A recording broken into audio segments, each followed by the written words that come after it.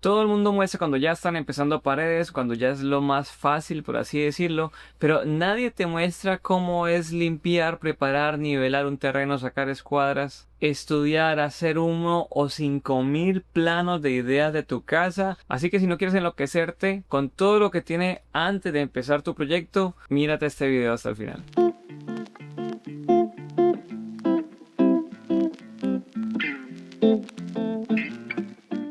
Todo empieza lógicamente con una idea o un plano de tu casa.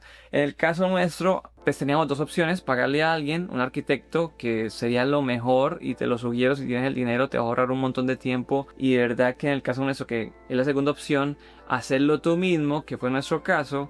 De hecho lo hicimos en Canva, un programa que no tiene nada que ver con esto.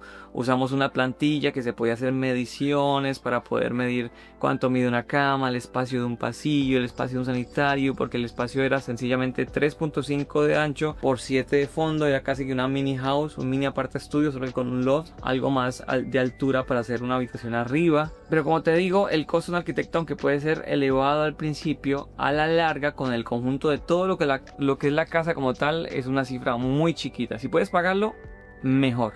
Si no, y te toca como a nosotros, que todo en cuanto a lo que podamos ahorrar muchísimo mejor, pues puedes hacerlo, por ejemplo, en un programa como Canva. Luego quizás, pues, si quieren, pueden dejarlo en los comentarios si quieren que haga un video especializado de cómo hicimos el plano en Canva como tal. De hecho, más que todo eso lo hizo mi esposa, que las mujeres son un poquito más fáciles en cuanto a diseños y esto y uno y lo otro. Yo me ayudó mucho viendo ideas en Pinterest, y creo que si hicimos 100 planos fue poquitos. Hacíamos uno, luego no nos gustaba, luego hacíamos otro, y si ponemos el patio acá, si ponemos el baño acá y la habitación acá, y se queda sin ventana, que es mejor que no quede ventana acá, pero hacemos esto acá. Eso fue un dolor de cabeza hacer un plano, y más que hicimos como tal dos casas, porque le queda como tal del espacio. En total son 17 metros por 7 de fondo. Era hacer un mini apartamento y a futuro una casa más grande para poder vivir a futuro en esta y rentar como tal y vivir también un poco de esta. Desde hacer el plano de dos casas, todo lo que involucra plomería, electricidad y demás, pero en este caso estoy hablando solamente del plano arquitectónico.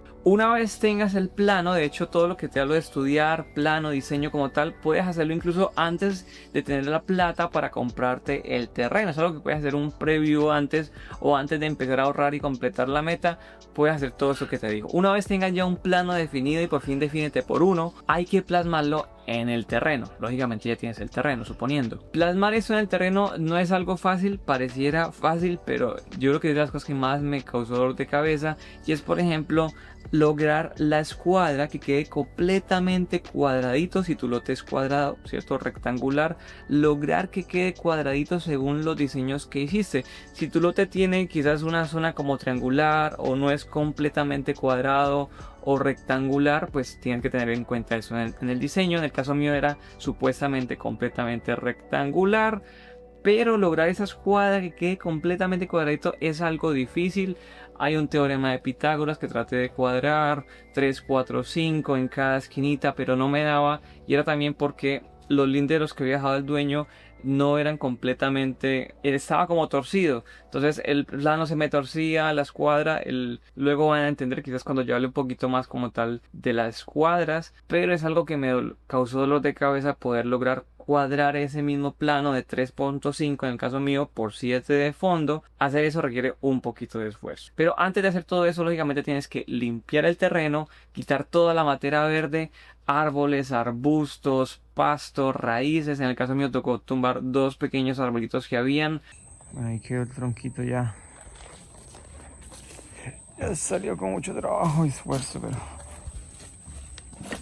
uno de ellos fue muy duro, la madera era durísima, y me tomé casi que 3 días sacándolos de raíz. Eso es algo que tienes que tener en cuenta antes de comprar el terreno, pero quizás en otro video, ya hablando como tal de comprar terrenos, te voy a especificar. Pero qué tan inclinado está, si tiene mucha maleza, si tiene relleno como tal, son cosas que nadie te dice y que tienes que tener en cuenta, porque luego te va a generar en tiempo y especialmente en más recursos. Una vez ya quitaste toda la capa verde, todo lo que son raíces, tú dirás, pues no me pasa nada, queda por debajo. No, tienes que quitarla, porque si luego esa materia verde, troncos, ramas, pasto, se pudre, luego tu placa se va a hundir en esos terrenitos, y eso es lo que no queremos. Tienes que ver entonces que quede planito, ya sea excavar o ya sea rellenar. ¿Cómo sabes qué nivel tiene como tal tu terreno o debería tener, pues puedes fijarte si tienes vecinos a qué nivel están ellos. Eso lo logras con un láser, un nivel láser, que te recomiendo comprarlo porque lo vas a usar en todo aspecto, especialmente empezando, pero también hasta ya terminando en la obra blanca vas a utilizar un láser y es muy barato, por lo menos uno sencillito que se vea por lo menos en la tarde porque de día no se ve porque es barato. Te recomiendo y te dejo todos los links abajo siempre de los videos. Con un láser o con un nivel de manguera vas y tomas una referencia, por ejemplo, en el vecino al frente o el vecino al lado. Pones una rayita normalita donde sea. Pones ese nivel y dices, mira, de esta rayita, de donde sea, al piso hay, por ejemplo, 1 metro. Ese es el mismo nivel, plasmas esa misma rayita en tu terreno, en un árbol, clavas un poste, una varilla y marcas esa misma rayita que marcaste en el vecino y mides entonces 1 metro de ahí para abajo. Ahí ya sabes si tienes que excavar o rellenar. En el caso mío quería que quedara un poquitico más alta, entonces digamos que esa medida, esa rayita que dejamos a 1 metro, voy a dejarlo a 70 centímetros porque quiero que quede 30 centímetros más alta. Como tal, la placa. Si la placa mide 10, pues restas esos 10. Es un poquito complicado de explicar, por eso les digo que parece algo fácil como tal. Nivelar, sacar escuadras, sacar niveles, pero toma su tiempo. Pero simplemente sacar una misma línea con el vecino y con esa misma te vas guiando hacia abajo cuánto quieres tener. Puedes tirar, por ejemplo, 2 cuerdas en un lado, otra cuerda a otro lado, luego tirar otra cuerda en la mitad y que la puedas ir corriendo para luego ir nivelando el piso, ir rellenando, como en el caso mío, ir pisando, ir rellenando, ir pisando con una de estas ranas que van pisando porque a mano esto es un trabajo durísimo. O si toca, digamos en tu caso de que tu terreno sea inclinado, ir excavando y rellenando en el pedazo que queda menos alto. Esto de relleno es un costo de más que también no es tan caro. Para el caso mío fueron como 200.000 pesos de relleno que tocó comprar, más la compactadora que toca alquilar, o el tiempo que te toma aprisionar a mano, que no te lo recomiendo, es un trabajo muy duro. Entonces ten en cuenta también antes de comprar un terreno, entre más parejo esté, menos trabajo y menos recursos va a tomar. Ya entramos entonces en la etapa de cimientos y eso fue otra cosa que me equivoqué, y quizás en esto de las placas flotantes para los casas en steel framing no se detalla mucho, pero quizás voy a hablarlo en otro video. Pero hacia rasgos rápidos fue que si la placa tú la vas a elevar con relleno, tienes que hacerle cimientos perimetrales para que luego si hay una inundación o lluvias fuertes no te quite la tierra que hay debajo de la placa flotante. Yo lo hice al revés, primero rellené y luego hice los huecos para los cimientos, el relleno se me caía. Bueno, primero hay que hacer, si vas a subir de terreno, hacer primero los cimientos perimetrales,